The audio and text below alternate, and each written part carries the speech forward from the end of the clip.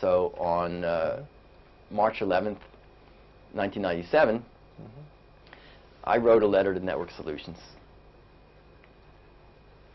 announcing to them that my company, at the time we were incorporated as PG Media Incorporated, at the time anyway, doing business as NAME.SPACE, NAME.SPACE.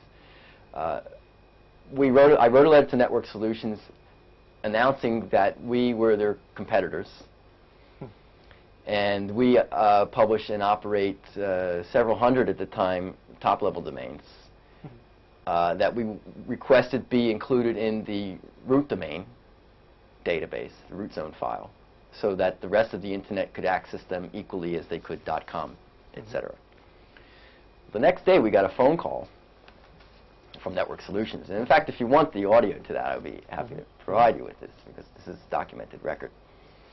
Got a telephone call from Network Solutions head of business and their outside general counsel in response to our letter. And basically what they said was,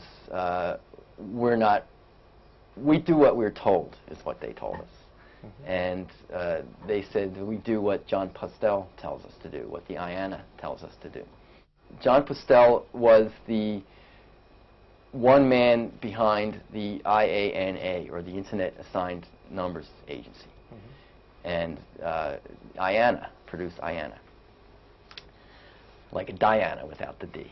Okay. So John Postel, Network Solutions said that they do what John Postel and IANA tell them to do. And when questioned further, if they had a written contract that established that chain of command, they said no. So basically, as it stood, Network Solutions was holding the bag. Network Solutions was the sole gatekeeper who, according to their contract with the National Science Foundation, had the discretionary power to make updates to the address system as necessary to keep up with the times. I don't remember the exact language of that section in the original cooperative agreement, but that at the time was the case. So essentially, by saying no, Network Solutions, in our view, violated the antitrust laws.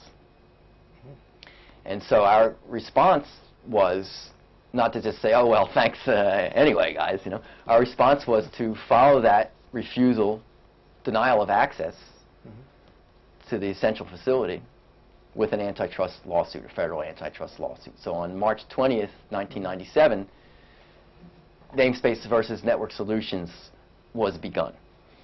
And that was filed in the Southern District Court of New York, modeled after the lawsuit, the successful lawsuit of MCI versus AT&T, which in a sense was the same. It was the same issue, except we were not asking for access to the physical switch in the MCI versus AT&T. We were asking access to the soft switch, you know, to the root zone.